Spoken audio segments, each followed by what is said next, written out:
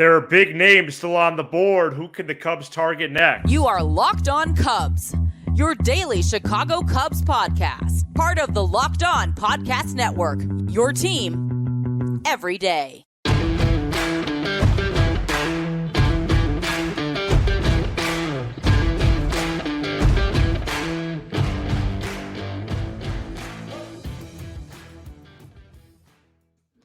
You are Locked On Cubs, part of the Locked On Podcast Network, your team every day. Alongside Sam Olber, I'm Matt Cozy. Sam and I are lifelong fans, taking our passion into a discussion with you on all things Cubs. Thank you for being part of the show and making Locked On Cubs your first listen today. And the best way you can help us grow the show is to listen every day, like the video, and comment anything below. Let us know in the comment section. You have $150 million to spend. Are you signing either Jordan Montgomery or Cody Bellinger? Today's Wednesday episode is presented by FanDuel. Make every moment more with FanDuel. Right now, new customers get $150 in bonus bets guaranteed when you place a $5 bet. Visit FanDuel.com/LockedOn to get started. Welcome in, welcome back to Locked On Cubs. Thank you whenever and wherever you may be listening. And the main four big names under the Scott Boras umbrella, Cody Bellinger, Matt Chapman, Jordan Montgomery, and Blake Snell, all still on the board. And as the Cubs prepare to possibly spend 150 M's before the offseason concludes, total, who should it be on? Could it be one guy? Could it be a combo? We're going to get into it all, including some possible ethical questions or dilemmas for Boras and his clients. Sam, another day on the offseason.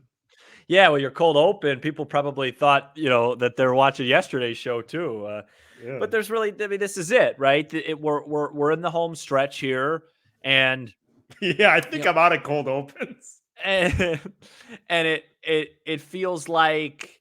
It feels like it's coming to a head here. And I posed this question, I want to say Friday or Saturday afternoon. I can't remember. Friday. And I really don't like doing these on Twitter because it's impossible to explain out loud what my rationale is. So I'm going to do it right here. Great. Assuming Jed Hoyer has a certain amount of money that he's going to spend, and it's one big contract left. And his hesitancy towards Cody Bellinger is because of blocking somebody like PCA and really not caring that much about 2024, but knowing that he has to still put out a decent product in 2024. Would it make more sense if he just called Scott Boras and said, hey, the 6 for 150 or the 6 for 160, the 6 for 170 that we've offered for Bellinger, ask your other client if he wants that. We want Jordan Montgomery. And the rationale would be this. If you just take it in a vacuum, I understand please, before people start typing away, I understand that in 2024, Cody Bellinger fills the bigger Cubs hole. But that's the whole point. This is assuming that Jed Hoyer probably isn't all in on 2024 and is more all in on the long-term impact of this franchise. And one thing that I think we feel really confident about is that no matter who you have, whether it's Cade Horton, whether it's Shota Imanaga, whether it's Justin Steele, any one of the 30 Major League Baseball teams will gladly start Jordan Montgomery in games 1, 2, or 3 of the postseason. So getting him would be an addition to the rotation in 2024 and killing two birds with one stone, because he would also help you 25, 26, and 27 when you're really maybe ready to contend. Do I think that this is going to happen? Absolutely not. But it's just interesting to me that, that could be an option as well. And then maybe Talkman plays for a month until PCA is ready. I think the bigger question is it going to be Chapman or Bellinger? It's probably not going to be both. And then I pass along the question to you, speaking of the ethical part of it. Please. What if Jed Hoyer did that? What if secretly Cody Bellinger wants to be a Cub and he's told Scott Boras, hey, You do whatever you think you need to do to get me the most money, but you better make sure I'm wearing Cubby blue because that's all I care about. And then all of a sudden, Jed Hoyer goes, we're sick of this with Bellinger, but we know Montgomery, or hey, we know Matt Chapman will go crazy for 4 for 100. Tell him we got that at Wrigley Field. Then what does Boras do? Because then he can't lie to Chapman. That's his client. He owes him to be the truth. But then he screwed up with Bellinger. I'm not sure that representing all these guys. I get it. He's controlling the market, but he's also might be hurting some of his own guys. It feels almost like self-sabotage. It's very weird to me. In that scenario, I'm curious. There's no way Boras informs Hoyer that he wants to end up in Cubby blue no matter what, right? Or does Bellinger go over Boras and just tell Hoyer himself? No, it would be a secret between Bellinger and Hoyer, and Boras would be, Boras is playing the money card, so he'd be saying, "Hey, Jed, Cody actually really likes New York pizza." Right. And before you get into this, I just want to say I am aware at looking into this light. I'm concerned at how pale I look. Go ahead. It's worse than normal. Go for it. I don't think so. I'm not that concerned. Maybe just because I'm wearing a lot of white. Go Illini. Oh, a lot of white. It's a white out over there. I said a lot there. Respond to whatever you want.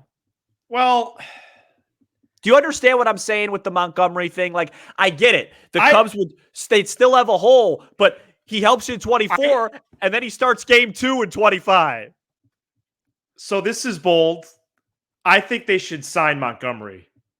Yeah. If you're going to spend the big bucks before this season, it should be on Montgomery over any of these other dudes, including Bellinger. And I know Bellinger was a fan favorite, but if they really believe in their prospects, and I'm getting a little bit tired of hearing about all these brothers down in the minor leagues, I get it. They're highly regarded. But when you guys get called up, you better perform. Because we just keep hearing about y'all. So if Matt Shaw gets the call up this July, he better swing it. If Ben Brown is supposed to make an impact on the bullpen down the stretch of this division, he better throw strikes. Anyways, the Cubs should sign Jordan Montgomery. 150 M's for 6 years. We've been floating that out there about Bellinger. That's what it should be for Montgomery. First of all, he doesn't have a market. I have reported in front of me, Sam. The Athletic reported this week that he could be, quote, out of reach, close quote, for the Rangers because of their TV situation, while the Red Sox, with his wife enrolled in medical school in Boston down the street, they have no money, are not interested in a long-term deal. And those are the two teams that have been mostly connected to him. If those teams are out, who's available to sign him? The Red Sox can't even eat a McDonald's breakfast, dude. Who's going to sign Montgomery? So, and not to mention his resume. Has anyone looked at his resume? If it goes bad for Cody, do people understand? Well, I've looked at a lot of resumes this week for work, but not Montgomery. Cody Bellinger had a nice year last year, Sam. But can we got to start. Listen, they're giving us time to talk, so I'm going to look into it. If it goes bad on a Cody Bellinger deal, that means it goes really bad. He's been the worst player in baseball. Mm-hmm. If he really regresses, that could be a miserable deal. I see no signs that Montgomery could be a miserable deal. Because anytime we bring up Matt Chapman, everyone just throws stones at him, which is crazy, by the way. Hits the ball hard 40% of the time, platinum defender. Montgomery, 155 plus innings, 4 of his 7 big league years. Career ERA of 3.68. Great strikeout to walk ratio, although he does pitch to contact more often than not. And you said it. Postseason with the Rangers this past fall. Started the wild card game. Started game 2 of the ALDS. Started game 1 and game 5 of the ALCS. And pitched in relief in game 7. And then to top it off, started game 2 of the World Series.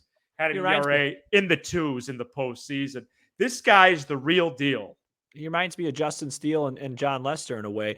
Look, I don't think it's likely, but I do think that in a vacuum, not That's considering who they should get. the 2024 year, I think he's the safer bet. I think he's the safer bet to perform. Now health's always a question, but like you said, he's been pretty durable. But I do think he's the safest bet to get your bang for your buck. And stop talking about the lefties. Stop talking that there's too many lefties. Okay, that's not, you can't have too many of something. Can I? Okay, there's natural turnover. No, but Steele, Montgomery, Imanaga, Wicks, etc. So what? You touched on something that I was waiting on till about mid-June to early July. And so I'm just going to preview it very briefly because it is very, very intelligent by you. If the Cubs' plan is to say, hey, we want the young guys to come up. We're not going to trade. Been reported. We're not going to trade for a reliever in the 2023 deadline. We trust Palencia. Oh, yeah, okay. And Little. And I can't do it with Palencia, dude. And next year. No, but he's got to go. Just let me get here for a second. It's really important. Yeah. The Cubs are 7 games over mid-July. They call up Matt Shaw. Just like last year, they called up PCA late. Right. You can't use the excuse of, hey, they're just young, give them time. No, you're choosing for us to have these expectations for these guys. We'd love to give them time, but we'd like to give them time at the minor league level because we want to win a division championship. Preach. And last season, we wanted to go to the postseason and PCA couldn't hit. That's so you know what that led to? Tons of overreaction and maybe damaging to these young guys' confidence. If this is the path that you want to take, then you can't have your cake and eat it too, Jed. That's right. If Matt Shaw hits 140 for a month and we start losing games, people are going to be upset, not at him, and they're not going to say, oh, Matt Shaw's a bust, but hey, why couldn't we give him more time in the minors and sign a major league player that's ready right now because we have a division at stake? So that's kind of a really interesting thing there. It worked out beautifully for the Cubs in 2015 and into 2016. Schwarber came up and hit. Russell came up and hit. Bryant came up and hit. That's not normal. So I'm interested to see how that goes because we all know it's going to happen with somebody. Hey, you got to give Matt Shaw time. We want to give him time down there because right now we could win this mediocre division that a lot of books have as the Cubs favorite at as we speak. And you know, folks are going to say, oh, why just go back to Madrigal? Just go back to Mastro. It's like we're in a Matrix. Right. Well, and you made some interesting points on Madrigal v. Chapman. You know, so that's kind of going to be an interesting thing. The Madrigal thing, you know, we haven't really talked a lot of Chapman, but really Chapman was the headliner today. You know, your buddy John Morosi. Yeah, I mean, the Chapman for 4 years doesn't make sense. They do have Madrigal, Mastro, Wisdom, Morel. Well, the thing is, parade of prospects. Madrigal on this team as an everyday starter. This is a team that needs some pop, and so if you don't have, get JD Martinez then. Yeah, well, then what do you do with Christopher Morel? And Jorge Soler then. And where does he play? He's a DH. Those guys right are now, DHs. Right Where's now, Morel play? Maybe if he could feel a ground ball, they could put him at third. That would solve a lot of problems, wouldn't it? In left field right now, they have back-to-back Gold Glove Award winner Ian Happ. In center field, you always give Happ a bad rap, bro. No, I like Ian Happ. As a center, in center they have Mike Talkman. Go ahead. In center right now, no. In center right now, they don't have anyone. Okay. Well, right. Technically, they have Talkman. Technically, yes, they have Talkman, but if he's the starter on opening day, that means you probably sign Matt Chapman. In right field, they have Seiya Suzuki. Right. Are you just going around the diamond? What exercise is this? No, because I'm trying to tell you then where does Soler play? DH is Morel. No, Soler's the DH, man. So you're saying they trade Morel? Morel's a part-time player. They trade him. Wow, you're really strikes making headlines. out a lot. Oh, well, I mean, I did a whole video on how I'm kind of higher on Morel than most, so I can't go back on that now. I'd like to see him hit 34 long balls this season. And Michael Bush is being counted on for 30 homers. Well, no, Michael Bush might be your everyday first baseman for a while. No, I think he will be. Now, can I ask before we get to go to break? Corey Seager had surgery today. Is his status in opening day? Wow, really? I'm going to look that up while you read while you do your job. All right, coming up next, the Cubs keep adding to the bullpen mix. We reveal who they've added this time around. Stay tuned.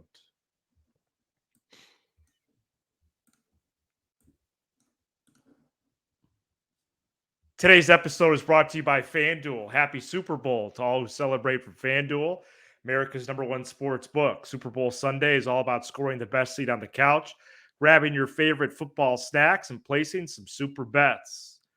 The game, the food, the commercials, the halftime show. There's so much to be excited for the Super Bowl. And Chiefs 49ers is going to be a great game on the gridiron as well. FanDuel has so many ways for you to end the season with a W or 2 or 3.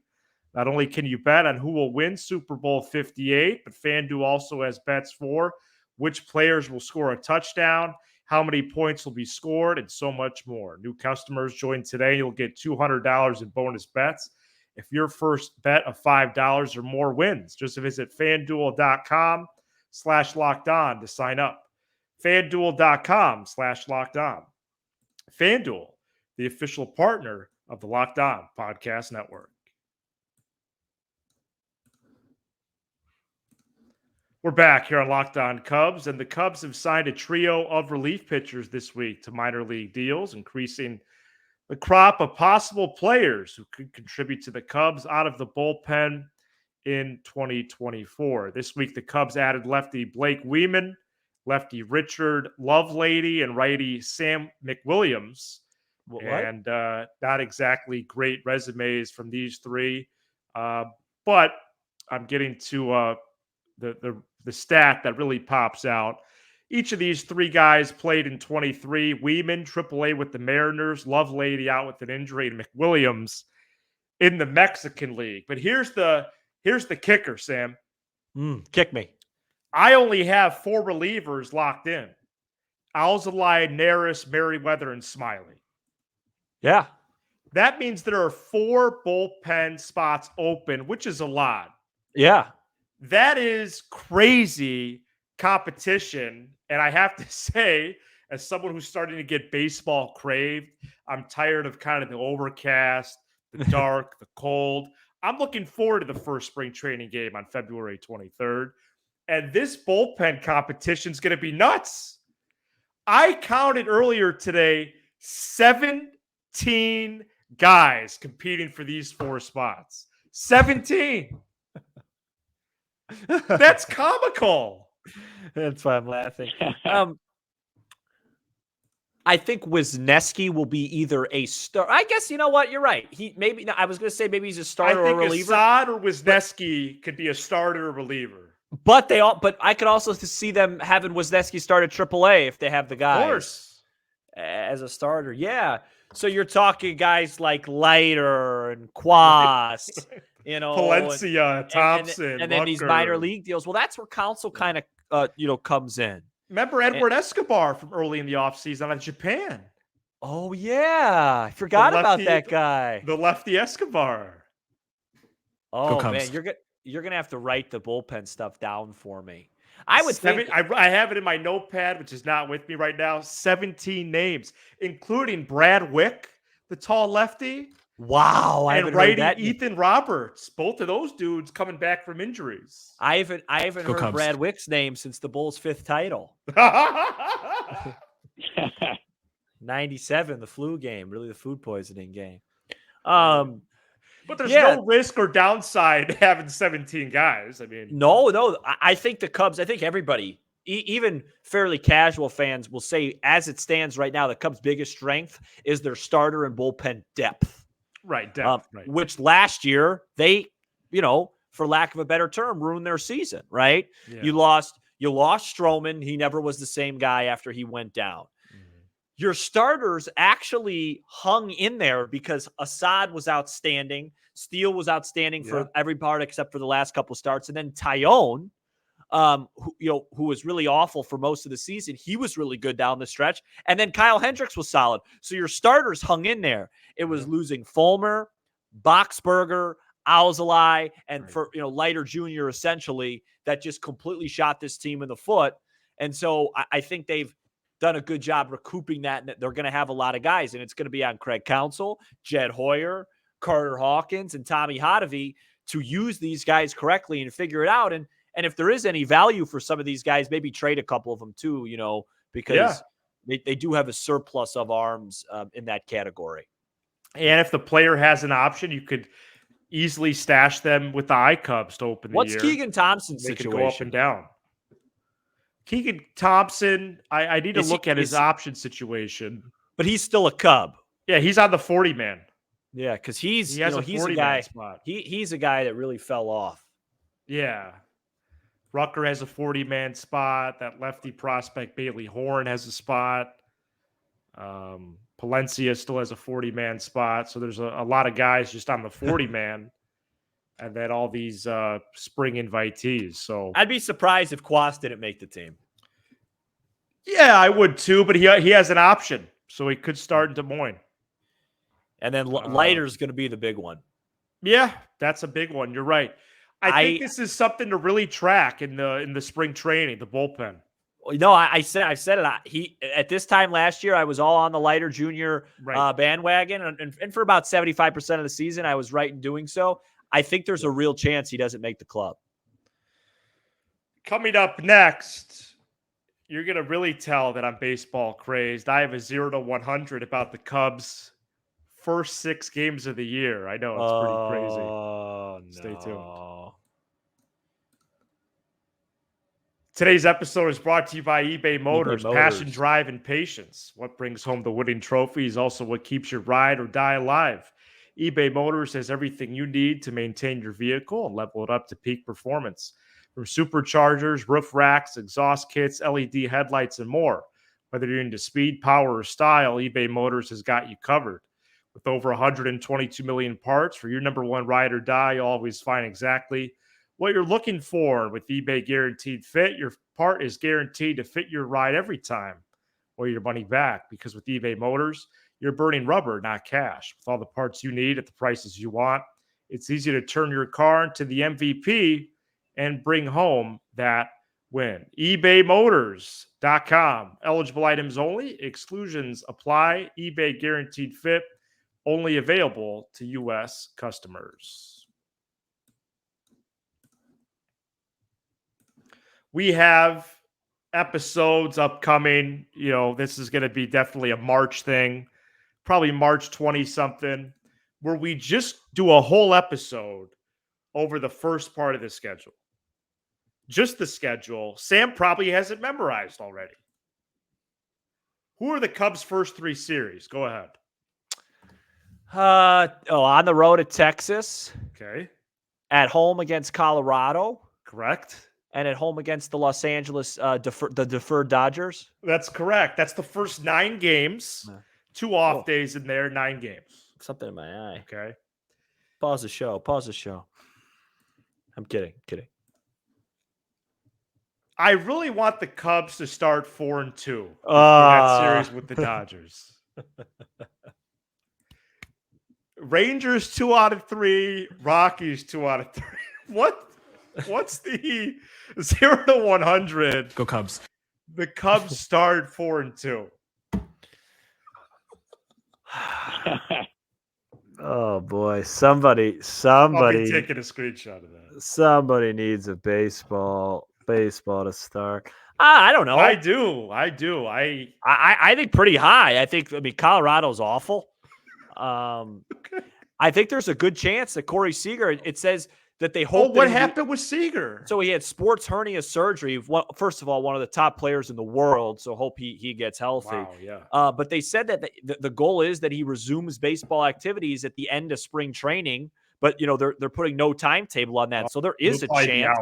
There is a chance the Cubs avoid the Texas Rangers superstar shortstop that first series. I would say 50-50. I mean, they could easily, I think the Texas series, the first weekend will be a coin flip, and then it would be a major upset if the Cubs didn't take care of Colorado at home at least 2 out of 3. So I feel pretty strongly about a good start to the season at 4-2. Oh, good. And then, the deferred Dodgers come in, and they don't like the cold. No, they don't. So, and then it gets pretty tough. So we're thinking maybe 6-3. Hopefully, I got a 0 to 100 for you. Yeah, please. This is an interesting one. Sure. 0 to 100. The Pittsburgh Pirates do not finish last in the National League Central. Ooh, I really believe in those other 4 teams. So just because of that, I'm going to say 20%. Yeah, well, I think, I was going to say about 25%, but maybe in the teens. I was going to say about 25%, but in an optimistic way. I think that's kind of high. Okay. I think here's my bold NL Central prediction. When they have a lead going into the 8th, they're probably going to win. I don't think that this is that bold, so I retract it. But here's my NL Central big prediction. Which we're going to talk more NL Central odds on Thursday. Yeah, so here's a preview.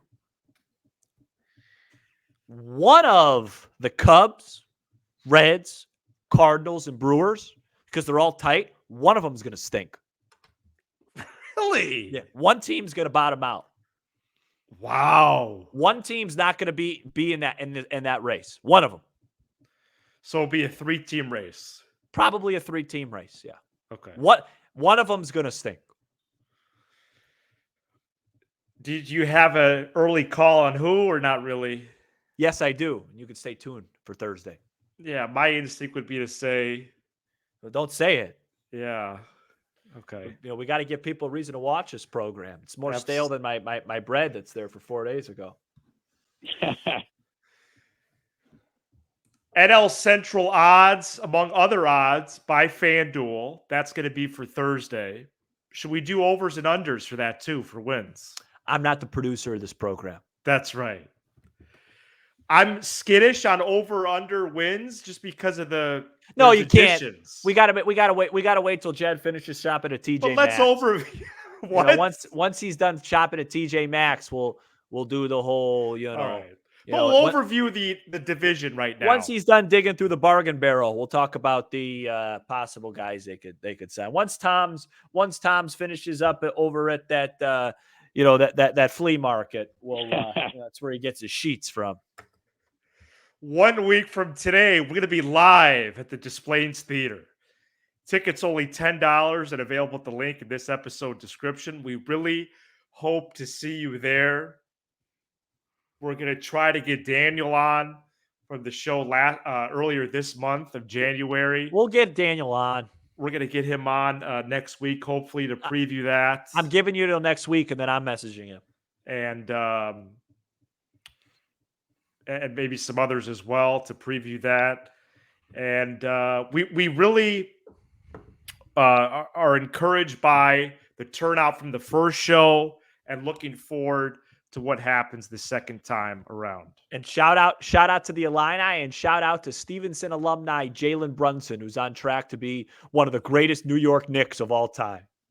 Thank you so much for checking out this edition of Locked On Cubs. You give us 20 to 30 minutes, and we'll give you all things Cubs with a laugh or two along the way. Be sure to hit subscribe on YouTube, smash the like button for the algorithm, and leave a 5-star review on Apple, Spotify, and everywhere you get your podcast. Sam, I have a feeling Thursday's episode, we're going to be celebrating 8,000 subscribers. Going to be pretty fun, along with NL Central odds. He's Sam Olber. I'm Matt Cozy. This is Locked On Cubs. Go Cubs.